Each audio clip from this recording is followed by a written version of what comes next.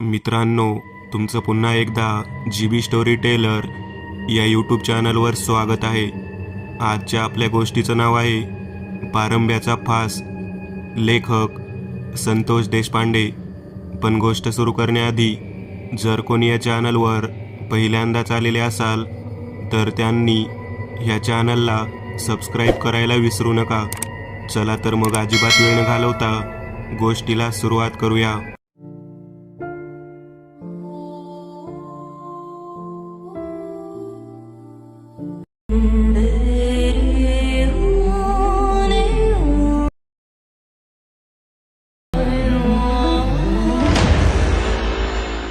आपली संपत्ती, आपली इस्टेट, आपली जमीन जुमला, झाडे, वन, क्षेत्र यावरती माणूस किती प्रेम दाखवतो.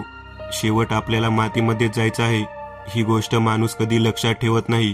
जमिनीसाठी वादविवाद कितीतरी होताना पाहिले, परंतु सोनं नाणं, पैसा अडका याची चकाकीच वेगळी असते. जवळच्या लोकांना सुद्धा बदलायला लावणारी नशा म्हणजे सोन्याची नशा. दारूच्या गुत्त्यावर काम करणारा यशवंत पोटभर जेवण करण्यासाठी वाटेल ते काम करत होता. घरामध्ये एक तरणी बायको आणि लहान मूल यांना सांभाळण्यासाठी त्याला बरंच काही करावं लागत होतं. ज्या व्यक्तीचा गुत्ता होता तो म्हणजे अशोक. हा दयाळू स्वभावाचा होता, परंतु त्याचा मेवना हनुमंत हा रंगेल आणि कपटी स्वभावाचा होता. जो मालक होता त्याच्यापेक्षा त्याच्या मेवण्याचं जास्त काही तेथे चालत होतं. 4 वाजता कामाला लागलेला व्यक्ती रात्री 11 वाजले तरी तेथेच कामामध्ये असायचा. लोक यायचे, दारू प्यायचे, ग्लास धुणे, त्यांना चकना वगैरे पुरवणे, तसेच पिलेल्या लोकांची व्यवस्थित व्यवस्था करणे अशी कामं तो करत होता. यशवंतला माहीत नव्हतं की आपली बायको मिनल तिने संध्याकाळपासून आपली वाट पाहत आहे. आपलं लहान मूल भुकेजून रडत आहे. शेवटी पोटाची खळगी भरण्यासाठी माणूस वेळेचं भान न ठेवता काम करत असतो. सकाळी 11 वाजेपर्यंत घरात असणारा यशवंत रात्री 12 पर्यंत कसा तरी पोहोचायचा. ती रात्र सुद्धा तशीच होती.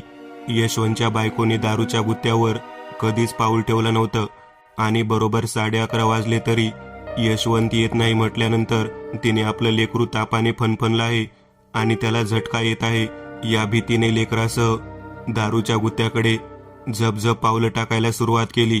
घरापासून जवळजवळ 10 मिनिटांच्या अंतरावरतीच असणारं यशवंतचं ठिकाण जेव्हा बंद करण्याची वेळ येत होती तेव्हा नशेच्या आहारी गेलेले कित्येक जण ओरडून एकमेकाला शिवीगाळ करत ओरडत असायचे आणि त्याही दिवशी तसेच झाले. यशवंत दुकान बंद करण्यासाठी दरवाजा लावण्याचा प्रयत्न करत होता आणि तेथील 2 बागायतदारांमध्ये पिण्यावरून चांगलीच भांडण सुरू होती. त्याची बायको रडत रडत त्या ठिकाणी पोहोचली. तिने लेकराला दाखवलं. लेकराने डोळे पांढरे केले होते. तापाचा झटका आल्यामुळे त्याला हा त्रास होत होता. यशवंतने अशोक मालकांना सांगितलं की मी लेकराला घेऊन दवाखान्यात जात आहे. तेव्हा मालकाने हनुमंतला त्या दोघांच्या सोबत पाठवलं आणि स्वतःची 4 व्हीलर गाडी दिली. ते थेट दवाखान्याजवळ जाऊन पोहोचले. धावून धावून घामात भिजलेली यशवंतची बायको मिनल हिच्याकडे हनुमंतची नजर गेली. नुकतंच 6 महिन्याचं असणारं लेकरू तापामध्ये फणफणून बेशुद्ध पडलेले पाहून तिच्या डोळ्यातून अश्रू वाहत होते आणि हा मात्र त्या बाईच्या छातीकडे लक्ष देऊन चांगला निहाळत होता. आपल्याकडे कितीही गोष्ट असली तरी आपण कोणत्या ना कोणत्या गोष्टीची आसक्ती धरतो आणि हनुमंतला यशवंतच्या बायकोची आसक्ती निर्माण झाली. त्याच्या डोळ्यांमध्ये तिचे सौंदर्य रेंगाळू लागले. रडणारे लहान लेकरू बेशुद्ध पडल्यानंतर आईची माया कोणत्या पद्धतीने तळमळत असेल ही गोष्ट कोणाला सांगायलाच नको. यशवंतला त्याच्या बायकोने काम सोडून देण्यासाठी आग्रह धरला. सकाळी कामाला जावा, 4 वाजेपर्यंत 5 वाजेपर्यंत बिगारी काम करा, 4-2 पैसे जमवून घरी या, वेळेवरती जेवण करा आणि आपल्या कुटुंबासमवेत आपल्या लेकरासमवेत काही काळ घालवा. अंधार पडल्यानंतर तरण्याबाईला एकटं टाकून घरामध्ये कोणी नसताना काय वाटत असेल याचा विचार करा. आपल्या बायकोचं बोलणं ऐकल्यानंतर यशवंतला जवळजवळ कळून चुकलं की आपण काम बदललं पाहिजे. मिनल आणि त्या दोघांनी मिळून काम बदलायचं ठरवलं, परंतु त्या ठिकाणी उपस्थित असलेल्या हनुमंत याच्या लक्षात आलं की यशवंत काम बदलणार म्हणजे याचा आणि आपला संपर्क संपणार. त्याने यशवंतला दुसरं काम आपल्या शेतातच आहे म्हणून सांगितलं आणि त्या दोघांना शेतात राहण्यासाठी यावं असं सुचवलं. शिवाय पगारही देतो म्हणून सांगितले. मीनलही आपल्या मुलाकडे लक्ष देईल, तुमचेही त्यांच्याकडे लक्ष राहील असं म्हणून त्याने मीनलकडे पाहत, तिच्या सौंदर्याकडे पाहत यशवंतला आपल्या शेतात राहण्यासाठी यायचं म्हणून तयार केलं. मीनल आपला नवरा आपल्यासोबत सकाळपासून 24 तास राहणार या इच्छेने त्या गोष्टीला तयार झाली. हनुमंतने आपल्या मनातील एक गोष्ट पूर्ण केली होती, परंतु यशवंतला या गोष्टीची खबर नव्हती की हनुमंतच्या मनात नेमकं काय आहे. अशोक मालकाकडे दुसऱ्या दिवशी गेल्यानंतर यशवंतने काम सोडत आहे असे सांगितले. मालक म्हणाले, का सोडत आहेस? तेव्हा त्याने सांगितले की मी घरच्याला पूर्ण वेळ देऊ शकत नाही म्हणून काम सोडत आहे. तेव्हा मालक म्हणाले, तुझ्या ड्युटीमधील वेळेत बदल करूया, थोडं लवकर जा. तरी सुद्धा दारूच्या गुत्त्यावरचे काम नको असे म्हणून त्याने काम सोडत आहे असे सांगितले. हनुमंत म्हणाला, तिथे काम करायचं नसेल तर करू नकोस, शेतात कामाला येईल, तेथे लोक आम्हाला हवे आहेत. अचानक आपल्या मेवण्याने यशवंतला तसे बोलल्यानंतर अशोक मालक काहीच बोलू शकले नाहीत. ते म्हणाले, ठीक आहे, याच्याकडे तरी कामाला राहा. मग त्यांनी दुसऱ्या दिवशीच शेतामध्ये असलेल्या वस्तीवरती त्यांची राहण्याची सोय केली. ॲडव्हान्स म्हणून पैसे सुद्धा दिले. 15,000 रुपये उचल दिली आणि घरामधले सर्व साहित्य भरून दिलं. त्याच्या बायकोला एकदम सुंदर अशी साडी, त्याला चांगले कपडे आणि लहान बाळाला ड्रेस सुद्धा घेऊन दिला. पहिल्याच ओळखीमध्ये हनुमंत हा खूप दयाळू आणि प्रेमळ व्यक्ती आहे अशी भावना मीनलच्या मनामध्ये निर्माण झाली. हळूहळू दिवस चालले. हनुमंत दारूच्या गुत्त्यावर कमी आणि शेतामध्ये जास्त राहू लागला. शेतातील बरेच साहित्य तालुक्याच्या ठिकाणी मार्केट यार्ड पाठवायचे आहे म्हणून त्यांनी यशवंतला तालुक्याच्या गावी पाठवायला सुरुवात केली. त्याला पाहिजे तेवढा पैसा देऊन तिकडेच त्याला जास्त वेळ काढता येईल अशी योजना तो आखू लागला.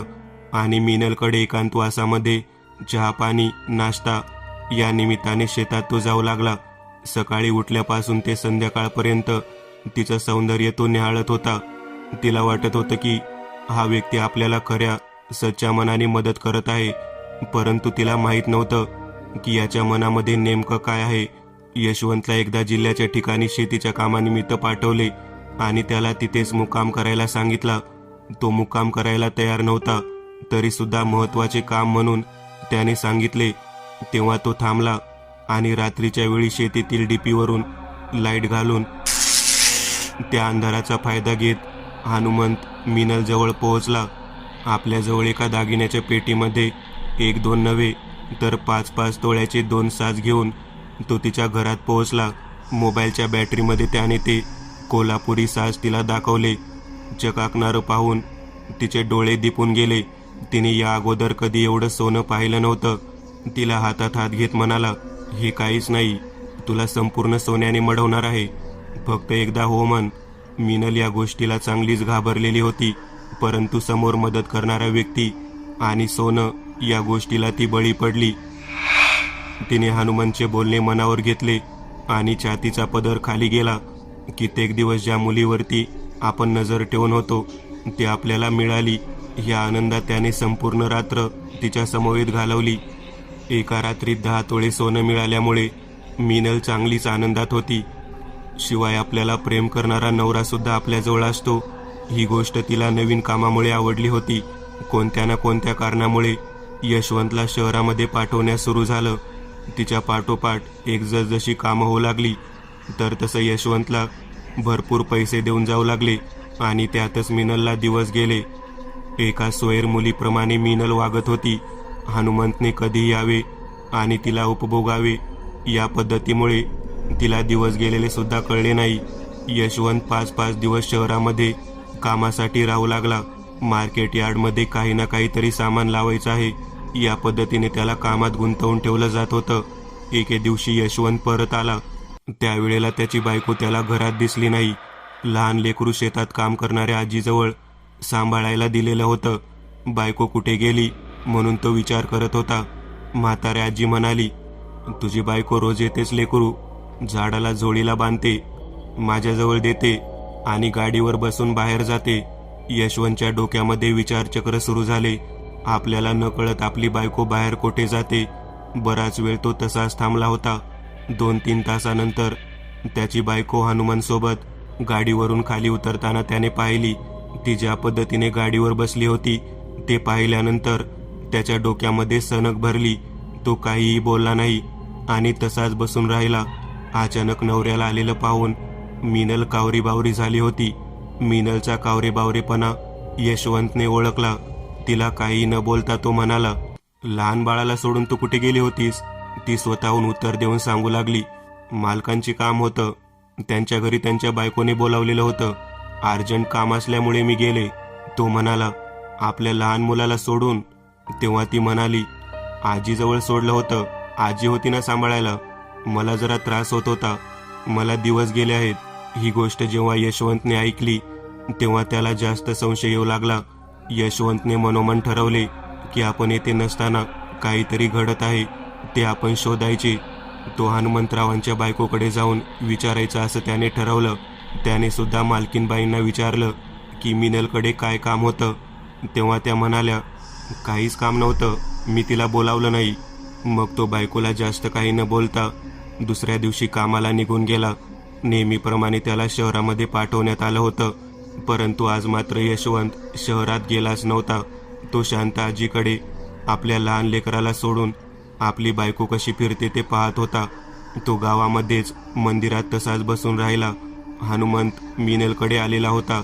लहान बाळाला त्या आजीकडे देण्यात आलं आणि ते दोघेजण गाडीवरून गावातीलच हनुमंतच्या वाड्याच्या दिशेने निघून गेले. त्यांच्या पाठोपाठ यशवंत सुद्धा पोहोचला. आतमध्ये गेल्यानंतर ज्या भयानक पद्धतीने त्या दोघांची शारीरिक क्रीडा पाहिली, त्याच्या तळपायाची आग मस्तकाला गेली.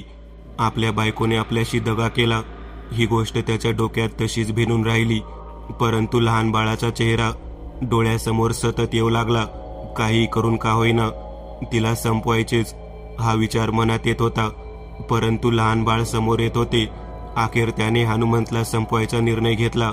यशवंत याने दुसऱ्या दिवशी रात्री शहरातच थांबणार आहोत असे सांगून हनुमंतला फोन केला. हनुमंत खूप खुश झाला होता. आज पुन्हा एकदा रात्रभर मिनलला उपभोगायला मिळणार या आनंदात होता. परंतु त्याला माहीत नव्हतं की ही त्याची शेवटची रात्र होती. यशवंतने रात्रीच्या वेळी अचानक आपल्या घराच्या दिशेने येणे पसंत केले.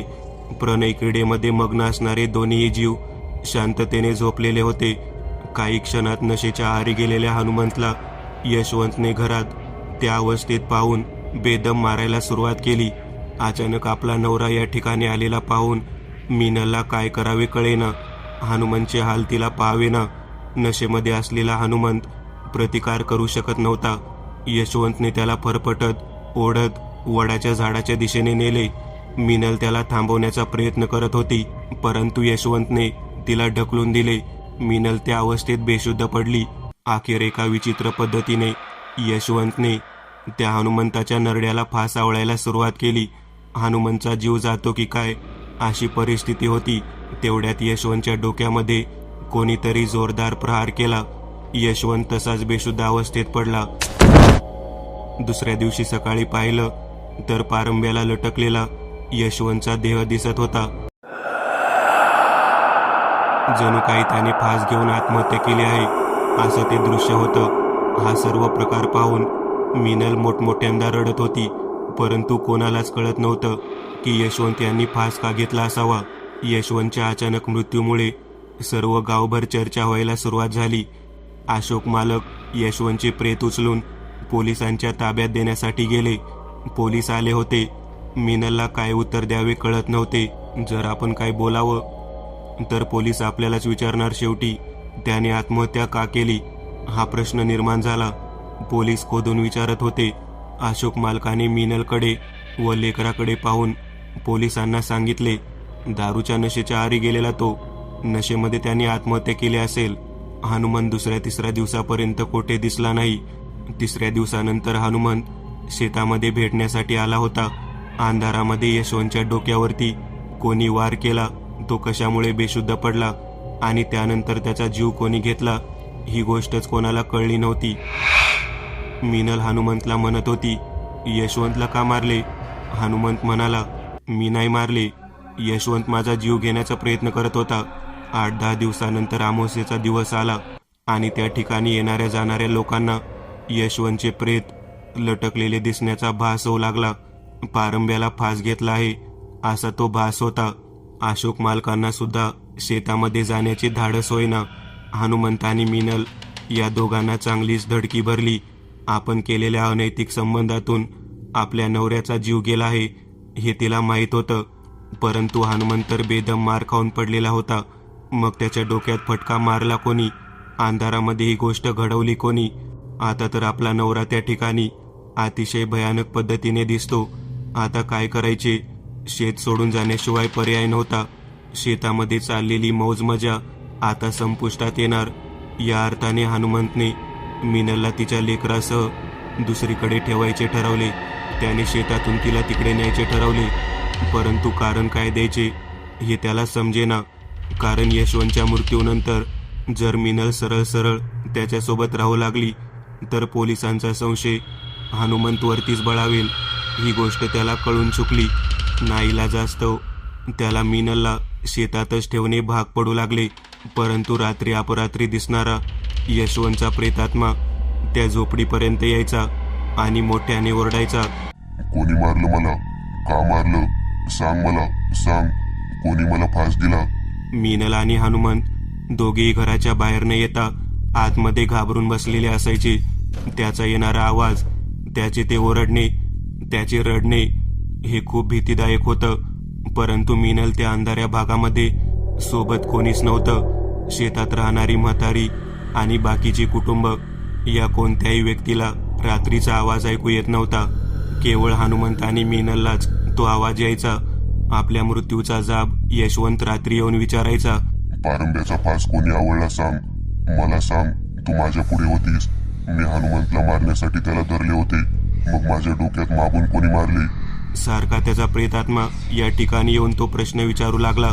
या दोघांनाही कळत नव्हतं की यशवंतला त्या अंधारात डोक्यामध्ये कोणी फटका मारला. हनुमंत तर तेथून लगेच निघून गेला होता. हनुमंत पाठोपाठ मिनल सुद्धा विचार करत होती की आपण तर पहाटेच्या वेळी बेशुद्ध अवस्थेतून उठलो आणि थेट घराकडे गेलो. मग यशवंतला फास कोणी लावला? त्याच्या डोक्यात फटका कोणी मारला? एका भयानक वळणावरती येऊन रहस्य थांबलेले होते. यशवंतचा मृत्यू झाल्यानंतर त्या भागात राहणे फार अवघड होऊन बसले होते. पौर्णिमा आलेली होती. ती खूपच वेगळ्या पद्धतीची होती. यशवंतचा प्रेतात्मा ज्या पद्धतीने प्रत्येक वेळी येऊन मिनलला विचारत होता की माझा मारेकरी कोण आहे, मिनल काहीच उत्तर देऊ शकत नव्हती. तिला जो त्रास होत होता तो ती हनुमंतजवळ व्यक्त करत होती. आपण बेशुद्ध पडल्यानंतर ज्या पद्धतीने तुमचा जीव जाऊ नये म्हणून मी ओरडत होते. त्यानंतर त्याने तुम्हाला मारण्याचा प्रयत्न केला, पण तुमचा जीव घेऊ नये म्हणून त्याला विनवणी करत होते. मग तुम्ही तेथून त्याच्या तावडीतून सुटून निघून गेलात. मग त्याला मारले कोणी?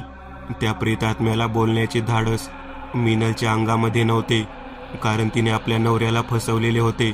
सर्व फसवणुकीमुळेच यशवंतचा जीव गेलेला होता. पौर्णिमे दिवशी तर फारच वेगळा प्रकार घडला. आपल्याला होत असलेला त्रास हनुमंताने पाहून सुद्धा तो काही करू शकत नाही म्हटल्यानंतर तिने हनुमंतला सांगितले, काही करून का होईना तांत्रिकास बोलावून तांत्रिक आला तर आपल्याला कळेल त्याला कोणी मारले. मला भयंकर त्रास देतोय.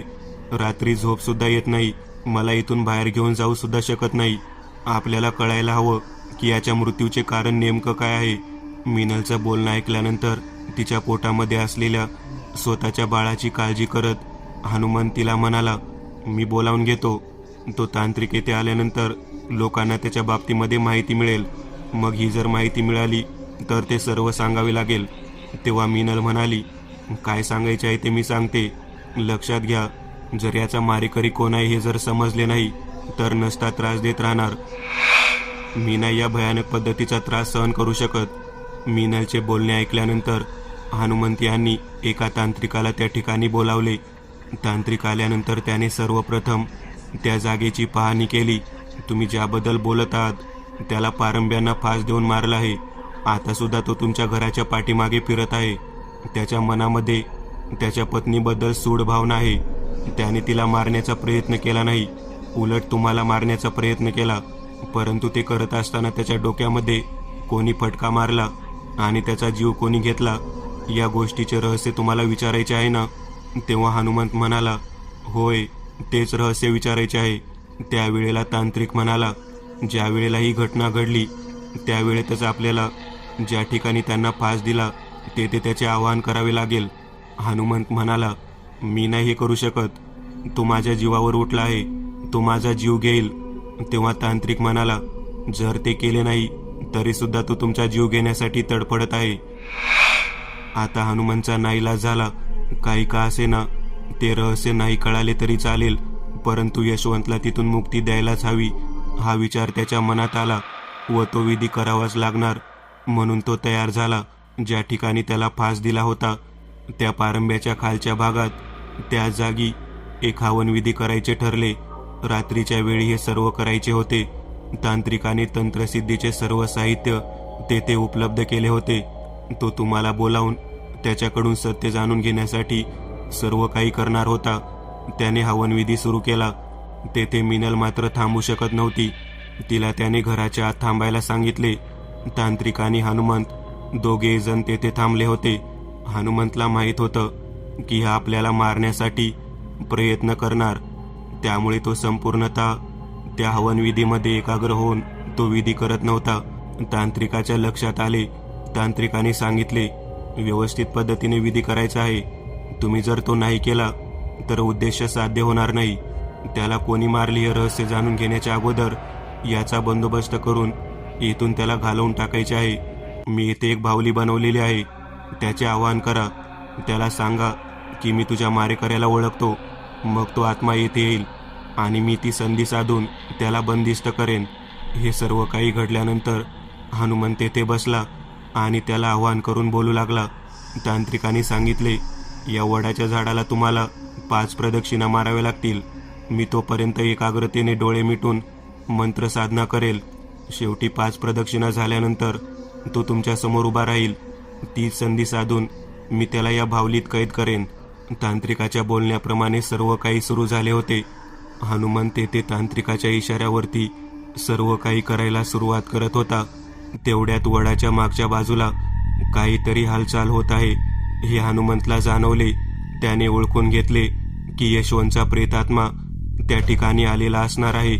आपण त्याचे आवाहन करायला हवे. त्याने आवाहन करायला सुरुवात केली आणि तांत्रिकाने सांगितलेल्या पद्धतीने प्रदक्षिणा मारायला सुरुवात केली. तांत्रिक मंत्र म्हणत होता. तांत्रिकाच्या लक्षात येत होते की कोणाचा तरी वावर त्या ठिकाणी सुरू झालेला आहे. तांत्रिकाने डोळे मिटून एकाग्र चित्ताने पुढचा विधी सुरू केला आणि हनुमंतला प्रदक्षिणासाठी फिरायला सांगितले. पहिली प्रदक्षिणा झाली, दुसरी झाली, तिसरीही प्रदक्षिणा झाली. चौथ्या प्रदक्षिणेसाठी जेव्हा हनुमंत गेला तेव्हा फार मोठ्याने हनुमंत ओरडलेला आवाज आला. तो एवढ्या मोठ्यांदा होता की तांत्रिकाची एकाग्रता भंग पावली. तांत्रिकाच्या लक्षात येईना काय घडलं. त्याने तिथून उठणे पसंत केले नाही, कारण विधी अर्धवट राहत होता. तो तसाच मंत्रविधी म्हणत होता. कित्येक वेळ झाला तरी हनुमंत काय प्रदक्षिणा मारून इकडे येऊ शकत नव्हता. तो कुठे गेला याचा विचार तांत्रिक करत होता. बराच वेळ गेल्यानंतर तांत्रिकाला नाईलाजास्तव तेथून उठावे लागले. तांत्रिक मोठ्याने ओरडून म्हणाला, तुम्हाला किती वेळा म्हटलं या इकडे, का आला नाहीत? त्याने पलीकडे जाऊन हनुमंतशी बोलणे उचित ठरवले, परंतु त्याने जे दृश्य पाहिले ते पाहिल्यानंतर तो भयंकर घाबरला. पुन्हा त्या वडाच्या पारंब्याच्या भागाला हनुमंत लटकलेला दिसत होता. पारंब्याने फास आवळलेला होता. तांत्रिक पुरता घाबरला, कारण रात्रीच्या वेळी त्या ठिकाणी अशा पद्धतीची घटना घडणे आणि आपण त्या ठिकाणी उपस्थित असणे ही गोष्ट आपल्याला घातक ठरू शकते. म्हणून तो थेट पळत पळत मिनलकडे गेला. ती आतमध्ये बसलेली होती. तिला ती गोष्ट सांगितली आणि तिने मोठ्याने रडायला सुरुवात केली. ती म्हणाली, शेवटी माझ्या नवऱ्याने त्यांचा जीव घेतलाच. मला आता कोणाचाच आधार नाही. तिचा कालवा सुरू झाला. आजूबाजूचे लोक गोळा होऊ लागले. हनुमंतला त्या अवस्थेत पाहिल्यानंतर लोकांना कळेना की याला का मारले असेल. वस्तीवरची बातमी दूरवर पसरली. दुसऱ्या दिवशी सकाळी अशोक मालक यांनी तेथे आल्यानंतर सर्व दृश्य पाहिले. त्यांच्या लक्षात येईना की या वडाच्या झाडाभोवताली ही गोष्ट का घडत आहे. तेवढ्यात हनुमानची बायको सुद्धा मोठमोठ्याने रडत तेथे आली. ती इतक्या मोठ्याने रडत होती की तिला सावरणे अवघड झाले होते. आपल्या नवऱ्याला कोणी मारले? कोण आपल्या नवऱ्याचा वैरी आहे? या पद्धतीने ती प्रश्न विचारू लागली. मीनल सुद्धा रडत होती. या सर्वजण रडताना पाहिल्यानंतर अशोक मालकांना काय बोलावे कळेना. तेव्हा वस्तीवरच्या लोकांनी या ठिकाणी तांत्रिक आला होता असे सांगितले. अशोक मालकांनी तांत्रिकाला बोलावून घेतले. तांत्रिक म्हणाला, मला जे योग्य वाटत होतं ते मी करत होतो, परंतु अचानक विधी सुरू असताना पलीकडच्या बाजूला गेलेला तुमचा मेवना 4थ्या फेरीनंतर परत आलाच नाही. ज्या पद्धतीने यशवंतचा मृत्यू झाला होता अगदी त्याच पद्धतीने हनुमानचा सुद्धा मृत्यू झाला. त्याचे रहस्य जाणून घेण्यासाठी यशवंतचा आत्मा तडफडत होता. त्याचा बंदोबस्त करावा म्हणून मी आलो होतो आणि नको तेच घडले. तेव्हा अशोक मालक म्हणाले, हनुमंतला त्या आत्म्याने तर मारलं नसेल ना? तेव्हा तांत्रिक म्हणाला, ते कसे शक्य आहे? माझी तंत्रविद्या सुरू असताना यशवंतचे आव्हान मी केले होते. तो माझ्या भावलीच्या दिशेने अपेक्षित होते. तो हनुमंतला कसे काय मारेल? आता मात्र या सर्व घटनामागे नेमके कोण आहे तेच कळेना. अशोक मालक मिनल सोबत सविस्तर पद्धतीने चर्चा करू लागले. तुझ्या नवऱ्याच्या मृत्यूनंतर या ठिकाणी हनुमंत काय करत होता? त्याही अगोदर तू या ठिकाणीच असायचा. तुला या गोष्टीची माहिती आहे की नेमकं काय घडलं असावं? मला खरं सांगशील का की तुझ्या नवऱ्याचा मृत्यू कशामुळे झाला? तेव्हा मीनल म्हणाली, मलाच माहीत नाही की त्यांना कोणी मारलं. त्यांनी मला आणि हनुमंत मालकांना एकत्रित पाहिलं आणि त्यांनी हनुमंतरावांना मारण्याचा प्रयत्न केला. हनुमंतराव तिथून निघून गेले, परंतु त्यांच्या डोक्यात मागून कोणी फटका मारला आणि दुसऱ्या दिवशी पाहिलं तर त्यांना इथे पारंब्याला लटकवण्यात आले होते. अशोक मालकाच्या लक्षात येईना की हनुमंतने जर मारले नसेल, मी जर मारले नसेल, तर मारणारी व्यक्ती कोण असू शकते? अशोक मालक मीनाला म्हणाले, त्या तांत्रिकाने हे जाणून घेण्याचा प्रयत्न केला, परंतु त्याचाही विधी अर्धवट राहिला आणि माझ्या मेवण्याचा विनाकारण मृत्यू झाला. तेव्हा मीनल म्हणाली, तांत्रिकाला सुद्धा माहीत नाही की कोणी मारले. तांत्रिक जागेवरून उठला नाही. तो उठू शकत नव्हता. त्यामुळे संधी साधत हे सर्व काही घडले असावे. मला वाटते माझ्या नवऱ्याच्या प्रेतानेच त्याचा सूड उगवला असावा. पोलिसांसमोर एक मोठा पेच प्रसंग निर्माण झाला होता. काही दिवसाच्या आतमध्येच लगेचच 2-2 व्यक्ती त्या पारंब्यांना फास घेऊन कसे काय आत्महत्या करू शकतात, हा पेच प्रसंग होता. त्यांनी अशोक मालकांना विचारायला सुरुवात केली. अशोक मालक म्हणाले, तुम्ही योग्य रीतीने तपास करा. पहिला मृत्यू फास घेऊन झाला आहे. त्या व्यक्तीने स्वतः फास घेतला आहे असेच वाटत होते, परंतु यामागे काहीतरी रहस्य आहे. अशोक मालकाने शेवटी रहस्य जाणून घेण्यासाठी यशवंतने घेतलेला फास हा आत्महत्या नसून त्याचा खून कोणीतरी केला आहे असे पोलिसांना सांगितले आणि त्यातूनच हनुमंतरावचा सुद्धा मृत्यू झाला असे सांगितले. रात्र झालेली होती. मीनल एकटीच होती.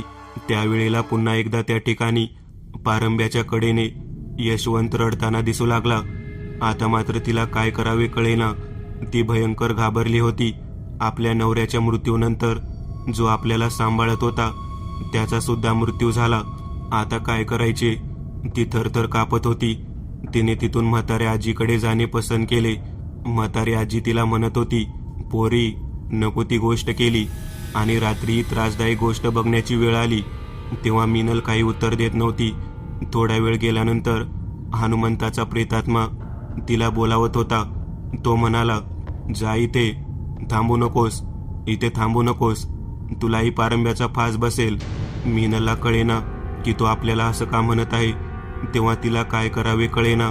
एकीकडे यशवंतचा प्रेतात्मा, एकीकडे हनुमंतचा प्रेतात्मा. आता येथून आपली सुटका नाही. आपण या दोघांच्या मारेकऱ्याला अजून जाणले नाही. आपल्या मृत्यूबद्दल हा प्रेतात्मा का बोलत आहे हे तिला कळेना. तेव्हा म्हातारीकडे झोपलेल्या मीनलला झोप येईना. ती त्या आवाजाने बाहेर येऊ लागली. पारंब्याच्या दिशेने कठड्यावर बसलेला तिचा नवरा तिला बोलावत होता. तो सुद्धा तिला म्हणत होता, मला मारलं, त्या हनुमंतला पण मारलं. आता तुझा काळ जवळ आला आहे. लेकरासाठी तू इथून निघून जा, नाहीतर तुला सुद्धा या पारंब्याला फास देऊन मारतील. मीनल हे सर्व ऐकल्यानंतर तेथून निघून जाते म्हणून सांगून परत माघारी वळाली. तेवढ्या तिच्या मस्तकाच्या मागच्या भागामध्ये कोणीतरी जोरदार फटका मारला. ती सुद्धा बेशुद्ध पडली. बराच वेळ गेल्यानंतर ती जेव्हा शुद्धीवर आली तेव्हा तिथे समोर म्हातारी आजी उभारलेली दिसली. मीनलला कळेना की ही म्हातारी येथे का उभारलेली आहे. ती म्हणाली, मला फटका कोणी मारला? म्हातारी विचित्र पद्धतीने हसत म्हणाली, मीच मारला. लहान मुलाची आई आहे म्हणून तुझ्या नवऱ्याने तुला सोडून दिले. त्यांनी त्या हनुमंतला मारणे पसंत केले, परंतु त्या हनुमंतला मारत असताना चुकून तुझा नवरा मेला. बाईसाहेब, सांगा हिला सर्व काही. तेवढ्यात हनुमंतची बायको उभारलेली दिसली. ती म्हणाली, माझ्या संसाराची राख रांगोळी केलीस तू. माझ्या नवऱ्याने माझ्याशी गद्दारी केली. सगळ्यात अगोदर मी त्यालाच मारण्यासाठी आले होते, परंतु अंधारामध्ये त्याच्याऐवजी तुझ्या नवऱ्याच्या डोक्यात फटका बसला. तू बेशुद्ध होतीस.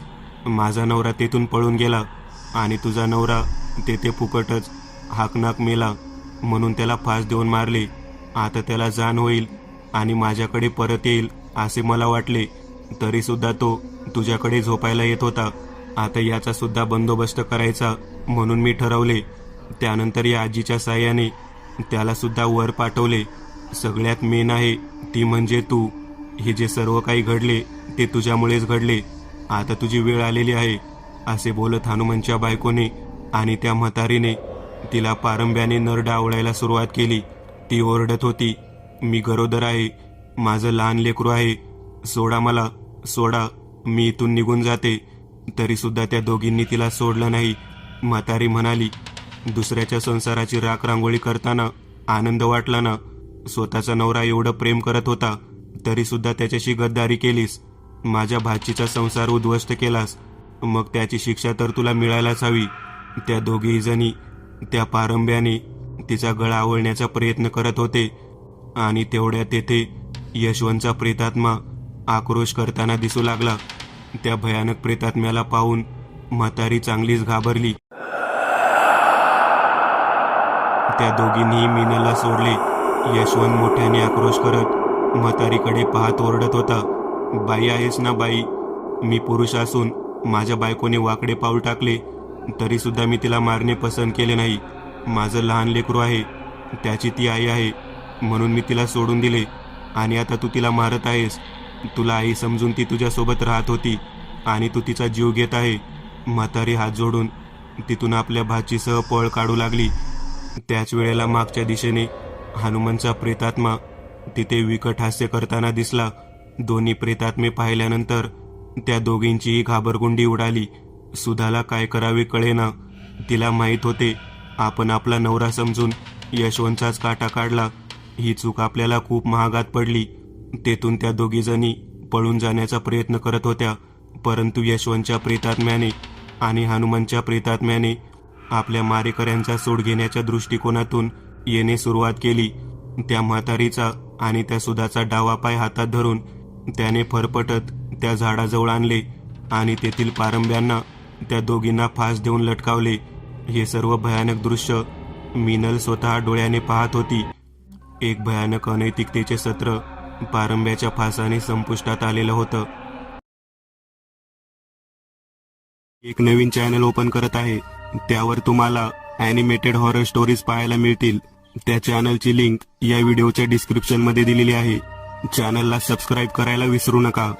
मित्रांनो, आज पुरतं एवढंच. तुम्हाला जर काही गोष्ट आवडली असेल तर नक्की लाईक करा.